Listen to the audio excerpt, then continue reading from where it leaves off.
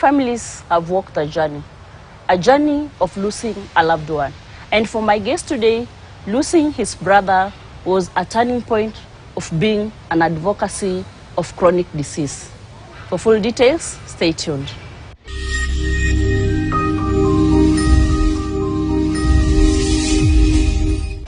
Hi. Hi. How are you? I'm okay. Thanks so much for creating time for us. Thank you too. And kindly introduce yourself. Give us your story. My name is Zablon Orina. I'm a blood pressure champion. I help people to demystify blood pressure and type 2 diabetes. So my story started way back in 2013 when I was called from Eldoret that my brother had a kidney failure. I brought him to Nairobi to start treatment. He was admitted briefly. I coughed a lot of money in hospital. Then I thought it was over, but I was told he was supposed to start dialysis the following week. Dialysis meant twice a week spending 18,000 shillings every week. Before you proceed, Yes. Zablon, because I would like to know, how did he come to understand that he was suffering from that disease?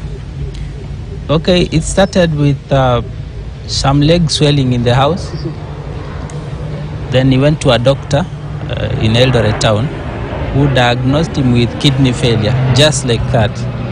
Otherwise, before that, he had gone to hospital and been diagnosed with hypertension. At the same time, his urine had some protein, meaning the kidneys had started being damaged. So the next visit was a diagnosis for kidney failure. So it was very fast. Yes, it was very fast. It took us by surprise. There was no sign that probably that could give him an alarm that there's something bigger that was coming. Maybe he might have felt unwell, but he didn't think it was something serious. Yes. Yes. Okay, keep on. So maybe the wife used to do massages on his legs until it was too late. So they went to hospital, then diagnosis. Yes. So dialysis twice a week, and it was costing 9,000 per session that time. So times 2, 18,000 shillings. A month. So a month. I was a young man in my career, working hard to try and help my family. Actually, my family was displaced in 07, so I was recovering. I just built for them a home, bought land, Now and then, boom, my brother now has kidney failure. And he doesn't have a stable job, he doesn't have medical insurance. And I had to take it up, that is your brother. So I started paying for dialysis from my pocket. During that period, I actually became a beggar because I couldn't even shop in my house. I borrowed money from people, borrowed money from Shylocks, later borrowed from a bank to pay the Shylocks because of the huge interests. And then after 1 year... Oh, so you had to go to a Shylock too? Yes, I borrowed money from Shylocks. Yes, you borrow 50,000 shillings, you pay 30% per month. You borrowed. It becomes 65 next month. You're supposed to pay for dialysis again this new month. So you borrow someone else. So at the end of the day, I had to combine the debts and now go to banks again and SACCOs to try and pay the Shylocks. The money had grown so much. To what amount? More than 2 million at that time. Actually, I still owe the banks money until today. The guy died in 2014. So you can imagine the impact it had on my finances until today. Yes. So even despite that sacrifice... how bad was the situation in terms of borrowing? Oh, it was bad. It was very bad. Even today, I have friends I have not paid. Even today, as we speak. Many of them understood. Some of them are still coming to terms that it can be that bad. But recovery has been very difficult. Yes, yes. So talking of borrowing, definitely there must be some impact on it. Any impact that you got, negative one, in that process of borrowing? Borrowing is not a good thing. For those people who borrow from simple organizations, they know what they go through. Especially if you borrow and there's no value in return, like yes. something like profitable that we're going to get so fast to return the money. Correct. You just borrow money and bury. Yes, you're trying to save a life, but there's no way you're going to recover. It's not an investment you're making. So it was, the burden was very big. Was very big. 18,000 twice a week. Yes. So how long did the process go? How long did he suffer? And then the hurdles in between? So during this period, once in a while he gets an infection here and there. You rush him to hospital, you pay another bill here and there. And finally, after 1.5 years of doing dialysis, he still died. So despite that sacrifice, trying to save him, you run up and down, you make calls, you borrow here and there, people threaten you, because you owe them money. He still died. So the sacrifice, I can't say it was worthless. At least I did something to save his life, but it didn't work.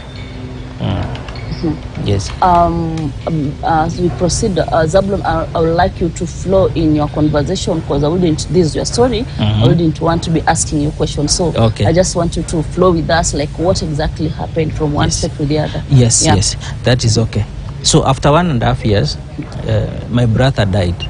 He had gone for dialysis that morning, and when he was coming out, right in the cab, he just collapsed and died. So apparently he had a cardiac arrest. When you have kidney disease, your blood pressure also gets worse. It goes very high.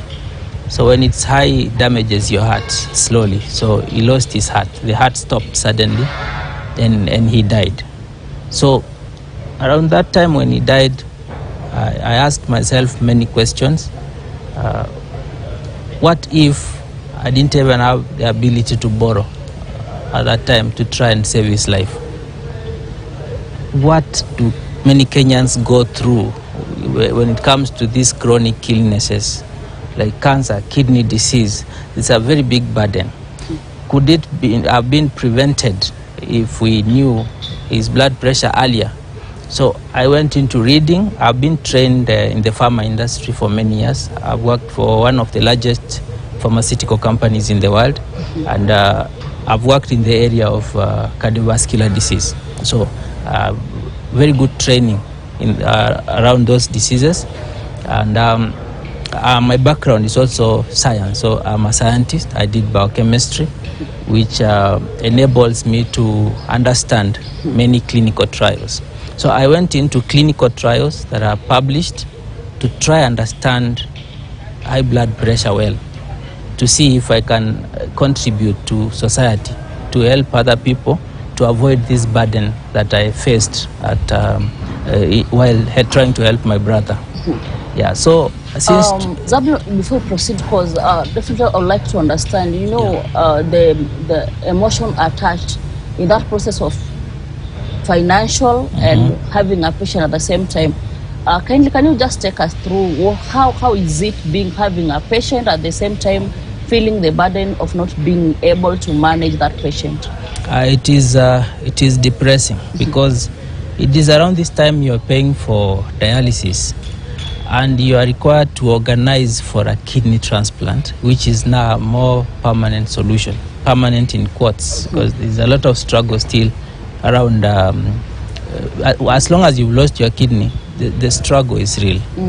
Yeah, so the depression was heavy because even to do the tests, the cross-matching tests to find a donor to give him a kidney required about 200,000, which I didn't have, because you are now paying for dialysis and you need 200,000 to pay for his tests to prepare him for a transplant. Leave alone even the money for the transplant, you are not there yet. So I was actually depressed around that time, and the people around me, I don't know if they noticed, but I became very, very disorganized. Yes. So it's a huge burden when you have a patient and you do not have enough resources to give them good care. And I believe that is what so many families are going through in this country. Sure. Yes. Okay, go ahead. Yeah, so after his death, and I've gone into research to try and see if there's something we can do to identify the gaps. How come he didn't know his blood pressure was high? Of course, when your blood pressure is high, you will not know. It will not compel you to go to a hospital. Your organs will adjust slowly until they fail if you don't get attention on time. So I needed to know what we can do to save many other people whose blood pressures rise silently, but they don't understand. So since that time, I started doing door-to-door blood pressure screening to get a personal experience of what people are going through, to understand, to be able to assist people, you must understand the problem well. So combining what is published research with personal experience, door-to-door screening and education, I learned a lot since 2015. Yes. In fact, the gaps I identified, most people have a gap in the knowledge around blood pressure and blood sugar. So hypertension and diabetes. That is a huge gap. If we manage to convince them that they need to check their blood pressures and sugars, we don't even need to avail the gadgets to check. They will go and check. I met two men while I was doing screening sometime in 2018, and these men refused to come to my tent to check their blood pressure. So I requested if I could go to where they were with the machine and the monitor, check their BPs. Their BPs were very high. They actually got shocked because they were okay. They were fine. They didn't feel any pain, no headaches, no symptoms. So from that day, they changed and they've been updating me. They made lifestyle changes, and I can say they changed their lives. Many people don't have this opportunity from families. We've grown with cousins. We've lost cousins to diabetes. They get cardiac arrests, but we don't connect so fast that this was preventable, So we've lost people to high blood pressure because they get heart attacks, they get kidney failure, they get strokes. We don't even connect. It's blood pressure that should have been controlled early, and we should have we were able to escape this burden. So I've learned a lot during this period. So because there's a gap in that information and knowledge, and many people will not want to listen to science. Albert Einstein said, you don't understand something well if you can't explain it simply. Yeah, sure. Yes. So I needed to understand it so well, so that when I explain it, anyone, even a class 6 student, people can understand. So I've invested in understanding blood pressure and blood sugar, so that I be able to redeem people, and we work with other people to find ways we can reduce this burden of hypertension and diabetes. Before we proceed, because I would really love to dwell into that part of recovery, because it is a journey, and most people would like to understand, especially those who have lost their loved one through chronic diseases. Yes. You're talking about losing your brother, and at the same time starting a campaign of explaining the reason behind how they can prevent this kind of disease. Yes. So I would like to understand how the journey of recovering financially and emotionally, how was it, and how did you manage to pick up your things and starting to be an ambassador of this? If you want me to tell you the truth, I haven't recovered. It's just I'm just picking up myself slowly to try and put pieces together to try and assist other people. But in terms of recovery, financially, no, I didn't recover until today. I hope to recover someday, of course, maybe the next 2 to 3 years. But many families, many households hardly recover from this, and they don't talk about it. Yes. And that is now what I would like to understand, that how does it feel being someone who has struggled to save a life, at the same time sacrifice financially, and then you lose a loved one. What is it that did you pick from your experience that most most of the facilities they are missing out or they're not doing? You mean facilities like hospitals? Yeah, sure. For a start, the guy was diagnosed with hypertension in a hospital by a doctor. And when I went back and looked at his results, there was protein in his urine. But when I look at his treatment, there was no treatment to address the protein in urine. Because when a patient is diagnosed with some form of kidney damage, there's what the doctors do to help reduce the progress to end stage failure of those kidneys. For him, this did not happen. So that is one gap where proper attention was not given to him to manage his blood pressure, because at least he was caught with hypertension and some form of kidney damage. So maybe it's because at that level of maybe general practitioners, maybe they are not as specialized. That's why they didn't pick it up and do the right thing. Yes. So that is where there is a gap. And then in between, when you have a patient, currently they pay for dialysis, but still families go through a lot to carry that patient to dialysis. If that patient is working, they lose 2 working days, because dialysis is 4 hours in a machine. So 4 hours plus travel time, those are 2 days gone. So still, there's a lot more we can do to give our very sick a bit more comfort as a country. Yes. What do you mean by comfort exactly? Comfort, it should be more seamless. Like we should, there are many homes can't even afford food. And the people with kidney failure have even special diets that they are supposed to be on. These families can't buy food. Because currently people approach me, they want food, they want some drugs for their patients. That's the challenge for many homes. Yeah. In terms of borrowing, how far did it go, and anything that you faced in terms of borrowing that probably got you, it was an eye opener to you?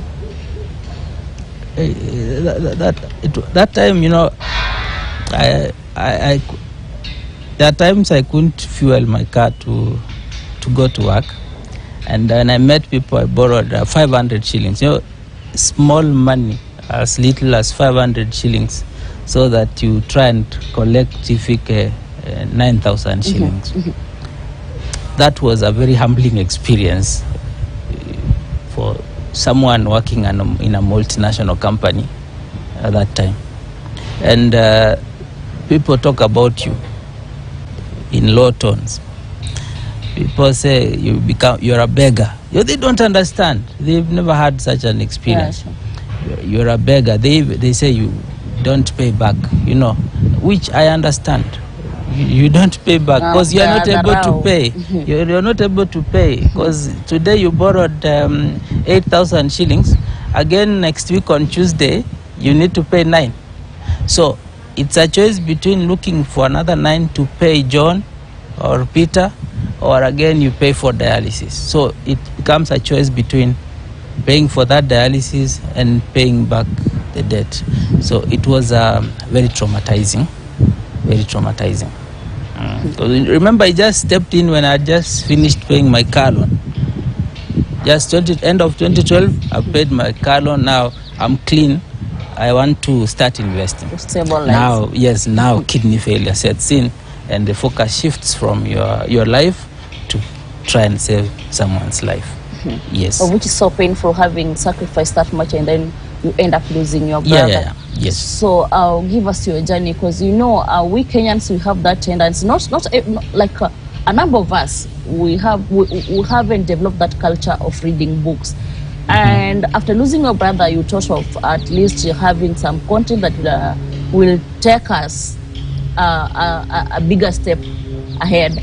So give us that. How was it? It's quite hard to to get someone grasping that content so fast? Yes. Now, after all that research, with personal experience with people door to door, with my background and my education, and in collaboration with so many doctors, I've gathered knowledge and information, which I've been sharing on social media and during our campaigns. But now I needed to have this information all in one piece, so that if someone gets hold of this material, they can read and get all the information they need to protect their kidneys and hearts the rest of their lives. So that one, a book, was maybe the best thing I thought of at that time. That's why I wrote a book.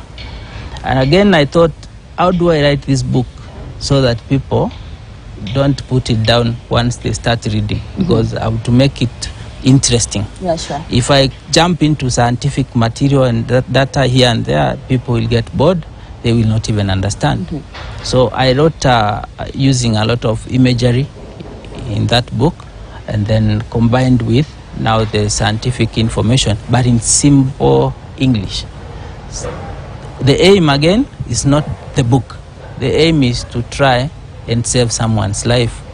And the target is all people who have hearts, all people who have kidneys, because we want to protect that heart and that kidney for future use.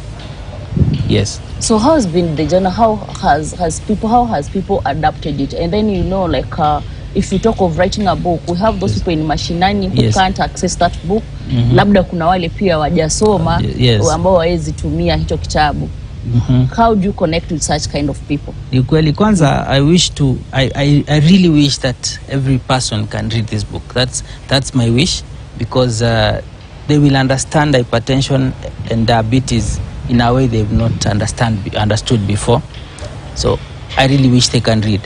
But there are few people who can't access reading materials, and I understand, like my mother. So we are creating a movement, a Fix the Cause movement. This movement is to loop in every person now who can read and write, all these people who are going to pledge to protect their hearts until past retirement. You know, these people, we want to encourage them to be family champions, to help those other family members who may not be able to read this book. So we are going to empower them. We are going to teach them, even besides the book. We are going to do webinars and physical activities so that we empower these people to empower our people in mashinani. So the aim is to try and create a revolution so that we lower the burden of these diseases. Yes. You know, like most of the people probably would like to get a broader picture of what does it take, or what kind of science, or when can I start checking my high blood pressure? Oh, great. Since hypertension does not have signs and symptoms like pneumonia, which will give you, maybe you have fever here and sharp pains in your chest, we don't campaign about pneumonia. We know the signs will send you to hospital. But hypertension, high blood pressure, does not have those symptoms. So because of that, it is very important that every adult checks their blood pressure. Just today, if you're actually watching this, walk to the nearest clinic, have your blood pressure checked. If it is consistently above 120/80, if it's consistently above that, then you need to have a discussion around your lifestyle. If it is above 140/90, then you need to see a doctor. Yes. So how frequent should one check? If it is within normal, which is below 120/80, you can even do it once a year. You see, it's not a difficult thing. Your blood pressure doesn't shoot suddenly unless there's something really wrong. It doesn't shoot suddenly. So many people, when you go in and they diagnose you with hypertension, it has been high for a while. Not today when they diagnosed you with the condition. So once a year is okay. You can do twice. If you do it every month, it doesn't hurt, of course. But for people whose blood pressure has been high, and maybe those who are on treatment, they are asked to do more frequent checks, like initially twice a day, to make sure the blood pressure numbers are okay. And then maybe they can move to skip a day or two or once a week, so that their numbers are good. Many people end up with heart attacks. Are those people been diagnosed with hypertension? Maybe they stopped taking their medicines because they think they are fine, such things. So the blood pressure shoots high, and then heart attacks. Yeah. You had also talked about financial challenges, of which you didn't much highlight about it, but probably there could be some families that are in the same situation. Yes. And they would like to understand how can they manage financially, being that having a patient who has a chronic disease is pocket draining. Yeah. How can somebody manage without borrowing? Oh, great. Currently, we are lucky because NHIF pays for dialysis. That one is a game changer. So I encourage everyone to enroll their members on NHIF, so that not that because they are praying to get kidney disease or heart issues, but you are lucky. You will be safer if you are on such a scheme and there's a problem like kidney failure. It pays the full amount for dialysis. It actually pays part of the money for transplants, and I know they are working towards paying for post-transplant medications. We are hopeful that they will start paying. So the burden is less. Now it has been moved to NHIF. You saw they spent 3.4 billion in 2021 on dialysis alone. So that burden, again, at the level of NHIF, can be brought down so that we spend less as a country. We need to fix the cause. At a level, hypertension and diabetes are the leading causes of kidney failure. So let's fix hypertension and diabetes. Let's ensure every person in the country has controlled blood pressure and controlled blood sugar. That is fixing the cause. Let's prevent. By the way, people are preventing diabetes. People are preventing hypertension. So don't be the one owning hypertension and diabetes. It's not your disease. Yeah. So as we wrap up, what can you tell the viewers in terms of your experience? What can you tell them? I can tell them let's watch out for our family members, and watching out for these family members is being champions in our homes. Let's make sure our brothers and our moms, our parents have controlled blood pressures so that they don't take us by surprise. It's like being our brother's keeper. Yes.